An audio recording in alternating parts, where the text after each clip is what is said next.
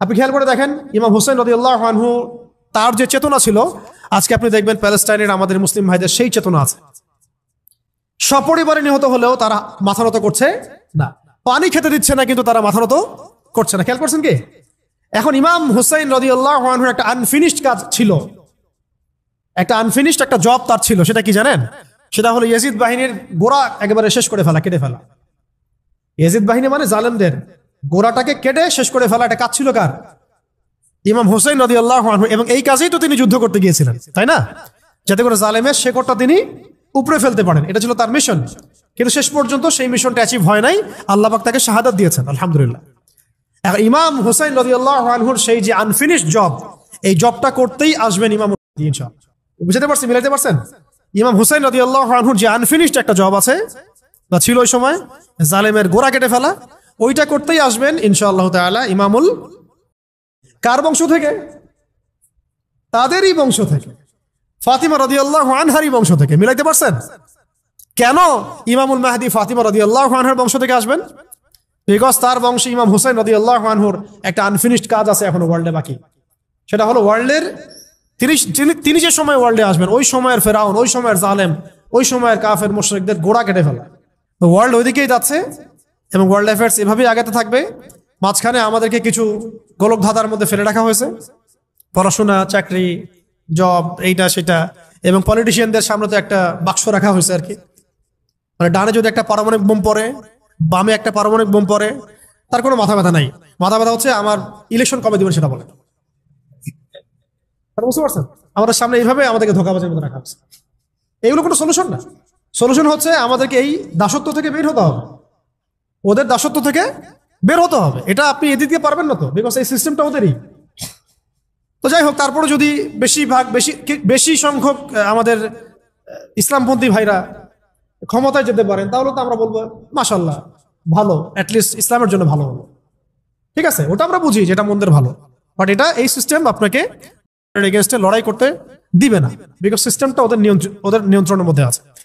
তো এখন শেষ কথা হচ্ছে, আমরা আজকের আলোচনার মধ্যে অনেকগুলো বিষয় আসছে। তো মূল কথাটা হচ্ছে আমাদেরকে আমাদের চিন্তার দরজাটা উন্মুক্ত করতে হবে, অতীত জানতে হবে, ইতিহাস পড়তে হবে, বর্তমান বুঝতে হবে, ইন ফিউচারে কি হচ্ছে এগুলো আমাদের মাথায় রাখতে হবে, এবং দ্বীনের ইলম অর্জন করতে হবে। তাকওয়া, আল্লাহর আনুগত্য, রাসূলের আনুগত্য, জীবন নিয়ে সচেতন হওয়া, সাফল্যের সংজ্ঞা বোঝা। একদিনে তো সব আলোচনা হবে না। তো আজকে মুহররমের যে আলোচনাগুলো, এই যে মাস, এই মাসের তাৎপর্য, এই মাসের ফজিলত, এই মাসের সাথে কেন একটা কওমের নাজাত জড়িত আছে, তারা কি করেছিল, ফেরাউনের কি ফাংশন ছিল, ফেরাউন সারা ওয়ার্ল্ডে কি ফাংশন প্লে করেছিল, ওই ফাংশনের সাথে আজকে কোনো কওমের মিল আছে কিনা, এবং কেন তার যে মমিটা সেটা ওই সালেই বের হলো যেই সালে মুভমেন্ট শুরু করলো। তাহলে এখানে মাঝখানে আমাদের কাজটা কি? সেই ইমামুল হুসাইন রাদিয়াল্লাহু আনহুর যে কাফেলা, সেই চেতনা, সেই আদর্শ ধারণ করা এবং সেইভাবে নিজেদের জীবনটাকে প্রস্তুত করা। যদি আল্লাহ পাক সেই সুযোগ দেন, যেন সুযোগটা হাতছাড়া না হয়। ব্লাড খুব প্রেশিয়াস জিনিস, এটা যেখানে সেখানে দিতে হয় না। ব্লাড খুব প্রেশিয়াস একটা আমানত আল্লাহ পাকে, এটা যেখানে সেখানে দিতে হয় না। ডেমোক্রেসির জন্য ব্লাড দেওয়ার কোনো মানে নাই, কোনো মানে নাই। সেকুলারিজমের জন্য ব্লাড দেওয়ার মধ্যে কোনো সার্থকতা নেই। কমিউনিজমের জন্য ব্লাড দিয়ে কোনো লাভ নাই। জাতীয়তাবাদের জন্য ব্লাড দিয়েও কোনো লাভ নাই। ব্লাড দিতে হবে আল্লাহর দ্বীনের জন্য, যেটা ইমাম হুসাইন রাদিয়াল্লাহু আনহু দিয়েছেন। তিনি ন্যাশনালিজমের জন্য দেন নাই, তিনি কোনো তন্ত্রমন্ত্রের জন্য দেন নাই, তিনি দিয়েছেন কার জন্য? আল্লাহর জন্য। তো আগামী দিনগুলোতেও জালেমদের পতন হবে ইনশাআল্লাহ। ঠিক যে পরিণতি হয়েছে ফেরাউনের, সেটা হবে এই যুগের ফেরাউনদেরও। আল্লাহ পাক ওদেরকে এক জায়গায় জড়ো করেছেন একসাথে ধ্বংস করার জন্য। অতএব এখন যা হচ্ছে আমাদের সামনে, এগুলো নিয়ে মোটেই বিচলিত হবেন না। ভাববেন না যে আমাদের শক্তি কম, আমরা পারছি না, মুসলিমদের মনে হয় আর উন্নতি হবে না, সব শেষ হয়ে যাচ্ছে। মোটেই না, এগুলো হচ্ছে একটা পরীক্ষা।